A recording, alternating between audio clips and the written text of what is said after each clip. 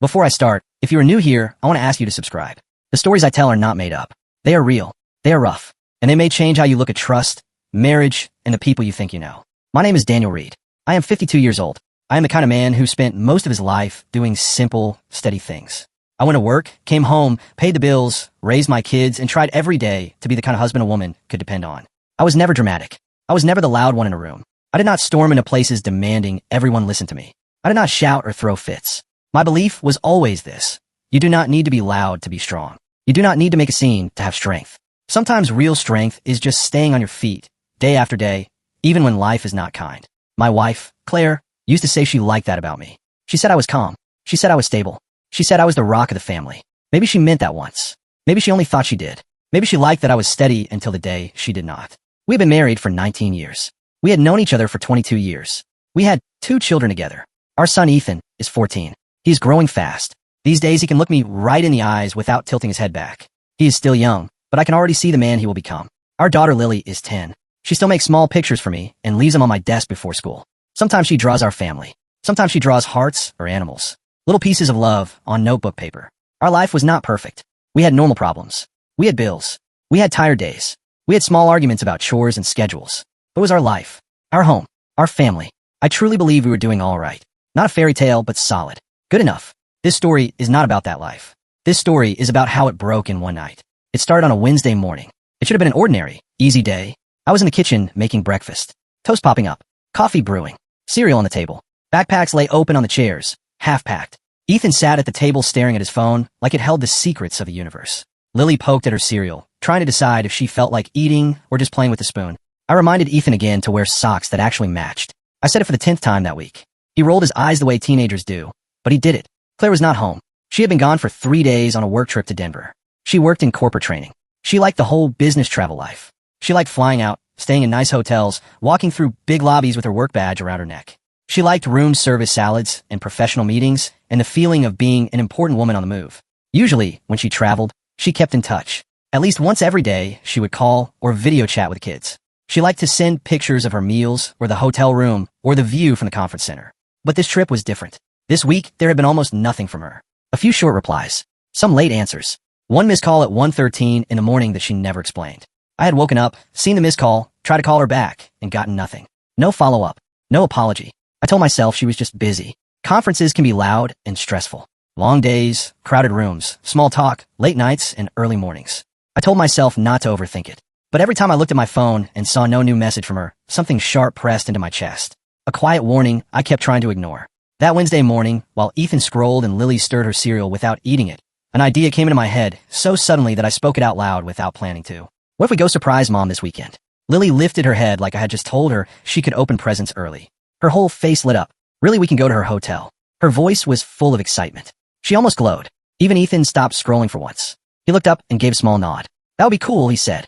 For a teenager, that meant yes, absolutely. That was all I needed. That one line, that look on both their faces. By noon that day, I had called my boss and arranged to take Friday off. I booked plane tickets for the 3 of us to Denver. I went online and found a flower shop near the Denver Marriott, the hotel where Claire was staying.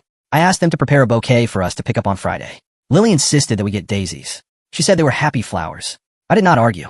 Happy flowers for what I thought would be a happy surprise. I sent Claire a few texts during the day. Simple messages. Asking how her trip was going. Asking how the sessions were. Nothing strange. Nothing heavy. Nothing about my plan. She did not answer. That should have bothered me more. Maybe it did, deep down, but I pushed it aside. Maybe I did not want to admit what I was afraid of. Then Friday came. We drove to the airport. Ethan checked the gate number again and again on the screen like he was afraid we would somehow end up in the wrong city. Lily carried the stuffed bear she had loved since kindergarten. She held it by one arm like she always did. I tried to look relaxed and casual, but I kept taking my phone out of my pocket, hoping to see a message from Claire. Nothing. Every time I called, it went straight to voicemail. No ringing. No answering. Just that recorded voice. The flight itself was only about 3 hours, but to me it felt much longer. I sat between my children, trying to quiet the tight feeling in my chest. I told myself again and again that everything was fine, that she was just busy, that the surprise would make her day. Still, a thought kept trying to rise in my mind. What if something is wrong? And not the kind of wrong like a delayed flight or a lost suitcase. A different kind of wrong. When we landed in Denver, I turned my phone back on and tried to call Claire again. Straight to voicemail. I looked at Lily, who was smiling and talking about how she could not wait to see her mom. I looked at Ethan, who hid his feelings better but still seemed eager. Their happiness was too bright. I could not darken it by showing my worry. We picked up the rental car and drove to the flower shop to get the bouquet. The florist handed Lily a big bunch of daisies, fresh and bright. Lily sniffed them and grinned. She picked out a small card and wrote a little note to her mother. We got back into the car and headed toward the hotel. I talked as I drove. I told the kids how surprised their mother would be. I said that when she opened the door and saw them standing there, she would probably cry happy tears. I said this would be the kind of memory we would talk about for years. But in the middle of my own words, I realized a part of me did not believe them. Not fully. The Denver Marriott was a tall building with shining glass and polished floors. The lobby was quiet and smooth, with soft lighting and comfortable chairs. People with rolling suitcases moved past us, looking busy and important. I had told Ethan and Lily to sit on the big blue couches near the fountain. Stay here for a minute, I said. I will find out Mom's room number. They both nodded. Lily kept the flowers close like they might fly away. I walked up to the front desk. A woman with a neat uniform and calm smile greeted me. Good afternoon, sir. How can I help you? I said. My wife is staying here. Her name is Claire Reed. I would like to know which room she is in. The woman typed on her keyboard, checked the screen, and then nodded. Mrs. Reed is in room 912, she said. Would you like me to call the room for you? Something about her tone felt slightly careful, like she was unsure. Yes, please, I said. She dialed the room. I listened as it rang, and kept ringing. No answer. She hung up and said, There's no answer. She might be in the shower, I said, forcing a small smile. Would it be possible to get a key for the room? Our children want to bring her flowers and surprise her. The woman at the desk hesitated for a small moment. It was not long, but it was enough to send a strange chill through me. Then she nodded and printed a key card out. Of course, sir, she said, handing it to me. I thanked her and went back to the couches. Ready? I asked. Lily jumped up with the flowers. Ethan stood, shoving his phone into his pocket. We took the elevator up to the 9th floor. Lily hummed under her breath. Ethan watched the floor numbers rise on the screen. The hallway was quiet and soft, with warm lights and thick carpet. We walked down to room 912. I stopped at the door and looked at my kids. You both stand right behind me, I said. We will go in together. They nodded again. I slid the card into the lock. The light turned green. I pressed the handle. The door opened easily, as if it had not been locked all that firmly. I pushed it wider and stepped only part way through. I did not walk all the way inside at once. I paused in the doorway and let my eyes adjust to the dimmer light of the hotel room. My brain started trying to make sense of the scene in front of me. The first thing I saw was Claire's blazer draped over an armchair. It was not folded. It was not hung up. It looked thrown. That was not like her. She was careful with her clothes. At home, she always told the kids not to toss things around. Next, I noticed her heels near the desk. Her suitcase was on the floor, half open, with clothes spilling out. It looked like someone had been digging through it quickly. By themselves, none of those things were proof of anything. People are messy when they travel. People throw clothes around. But then I saw what did not belong to her at all. On the foot of the bed, there was a navy blue shirt. It was clearly a man's shirt, wrinkled and crumpled. Beside the nightstand, a pair of black dress shoes sat neatly. They were not mine. I had never seen them before. Through the open bathroom door, on the counter, I saw Claire's makeup bag. Right next to it was a bottle of men's cologne. I stopped moving. I stood halfway in the door, halfway out, not able to move forward or step back. The bouquet of daisies was still in my hand. The plastic around the stems made a soft sound when I shifted my grip. I looked at the flowers and thought how wrong they looked in that room. Too bright. Too innocent. They did not match what my eyes were seeing. I walked inside. The carpet under my shoes felt almost too soft, like it was trying to swallow the sound of each step out of respect for what was happening. Without thinking, I set the flowers down on the desk. That was when I saw her phone. Claire never left her phone lying out where others could see. At home, she kept it with her all the time. She kept it close. She locked it.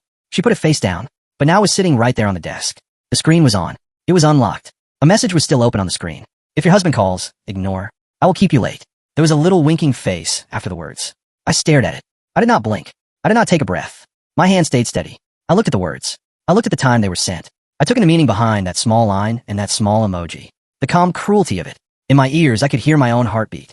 Slow and heavy point, one part of me wanted to pick up that phone and throw it so hard it broke. Another part of me wanted to sit down and cry. Instead, I did what I've always done in difficult moments. I stayed quiet. I put the phone neatly back where it had been. I looked around the room again. The sheets on the bed were messed up. There was a towel on the floor.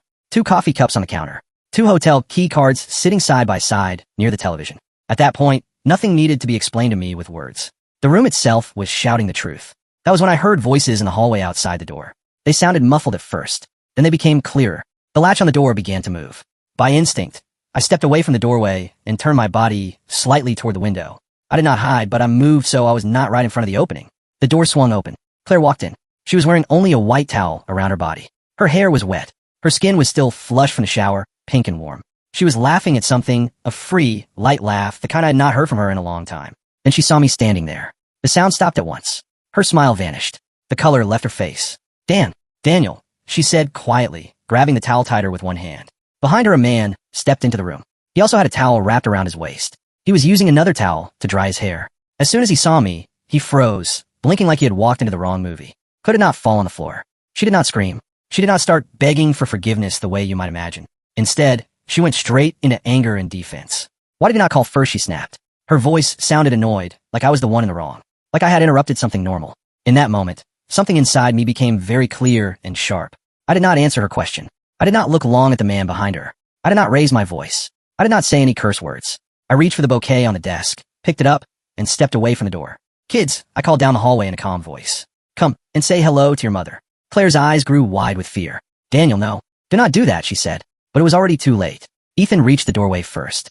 He walked in with that mix of teenage slump and sudden alert focus. He stopped as soon as he took into sight of his mother in a towel and the strange man behind her wearing another towel. His face changed. Something in him hardened.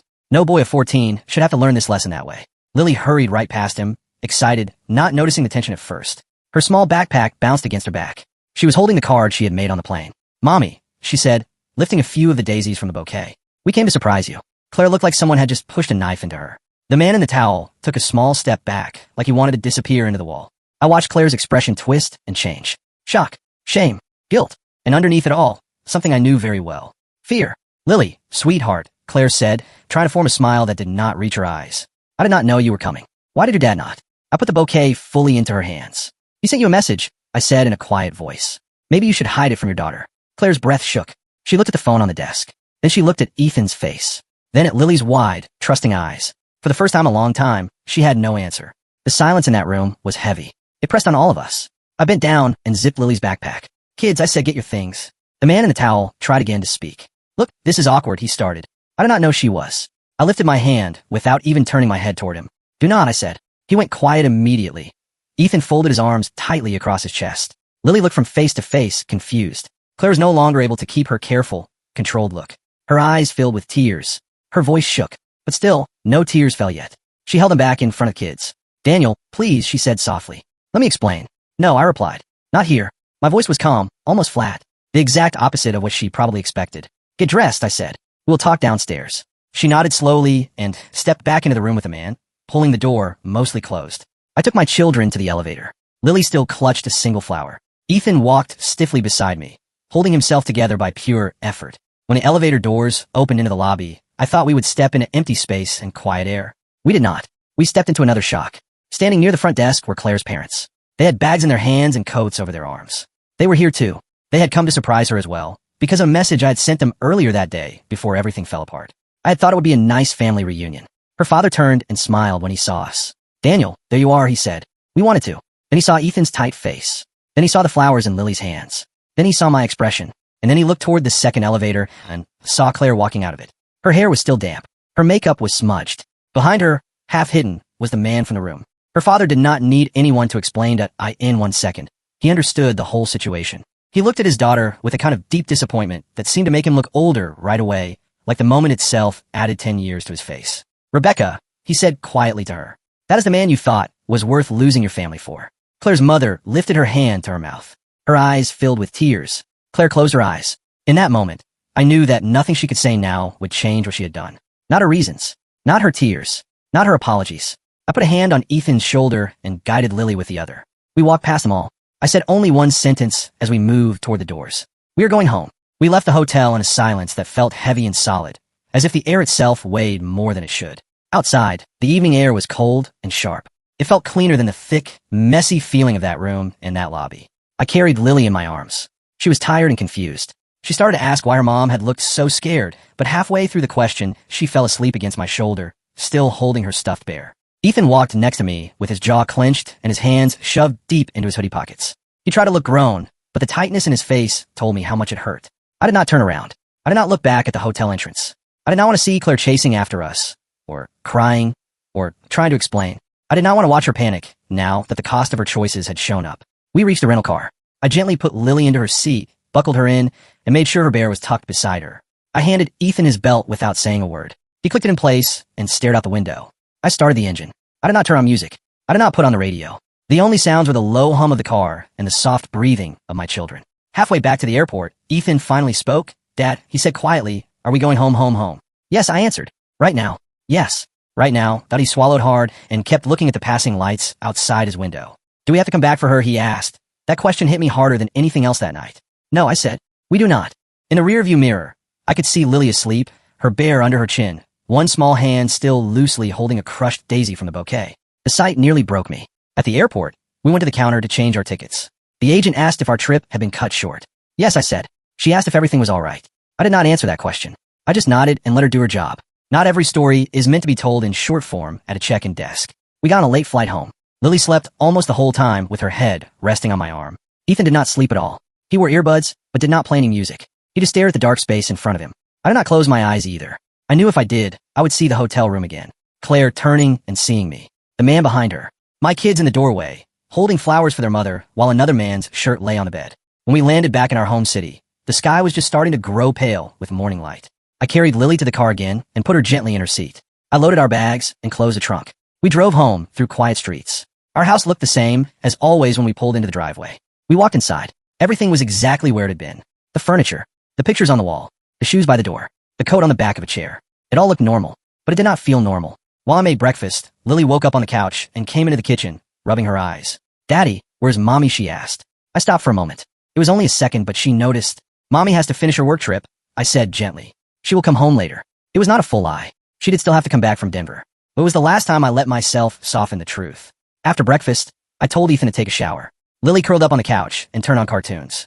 I sat at the kitchen table and looked at my phone. There were no messages from Claire. No calls. No apologies. Her silence felt just as loud as the disaster in that hotel room. Around noon, my phone finally lit up with her name. I did not answer. She called again. I declined it. I was not driven by rage. I was driven by clarity. I was not ready to listen to her voice. By later that afternoon, my phone was full of her attempts to reach me. Text messages, voicemails, calls. She wrote that she was sorry. She wrote that it was a mistake. She wrote that she never meant to hurt us. She wrote that she loved me. I did not respond. Around 5 in the evening, the doorbell rang. Ethan called down the stairs. Dad, someone is at the door. My stomach tightened again. I opened the door. Claire was standing there. She looked tired, older, worn out. Her makeup was smudged. Her hair was pulled back in a loose, messy bun. She still wore the same coat she had left in. There was a rideshare car idling at the curb behind her. Daniel, she said quietly. Please, can we talk just the two of us? Her eyes were swollen from crying. Her face was red. For a second, I saw the woman I had loved for many years. But just for a second. Not now, I said. Where the kids? She asked quickly. Inside, I said. They're fine. Can I see them? No, I replied. She flinched as if I had hit her. Daniel, they are my children, she said. And you are their mother, I answered, keeping my voice low and steady. But today is not the day for that. She nodded slowly. Tears formed in her eyes again.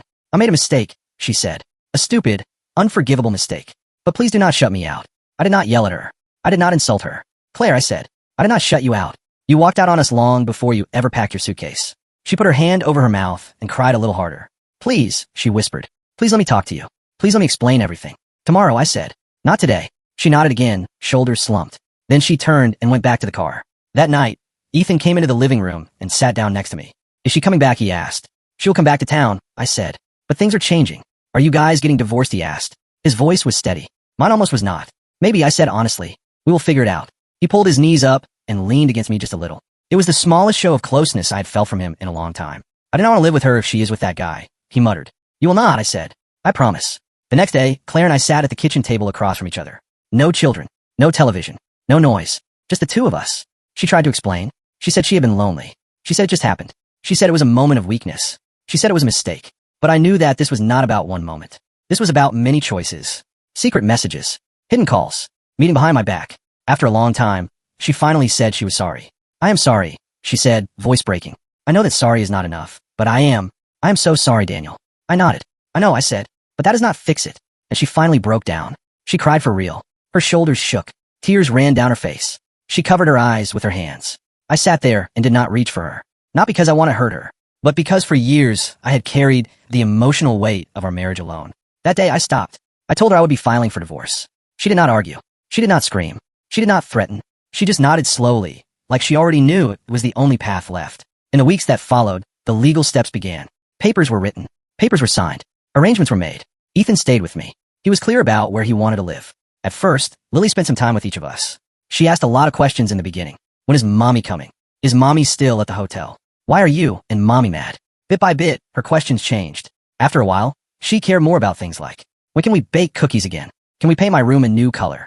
Can we get more daisies for the yard? One evening, around 3 weeks after the day at the hotel, Lily climbed into my lap while I was reading. "Daddy," she said quietly, "is Mommy still in trouble?" I wrapped my arms around her and kissed the top of her head. "Sweetheart," I said, "Mommy made a grown-up mistake. But you and your brother are my whole life. That will never change." She relaxed against my chest and went back to humming softly. For the first time since Denver, I felt something inside my chest finally loosen. It was not full forgiveness. It was not complete peace. But it was the beginning of something new. A future without secret messages. A future without hotel rooms like that. A future built on honesty with my children. A future that belonged to me, Ethan, and Lily. If you stay with me all the way to the end of this story, thank you for listening. And if you want to hear more true betrayal stories told by someone who lived through them, make sure you subscribe.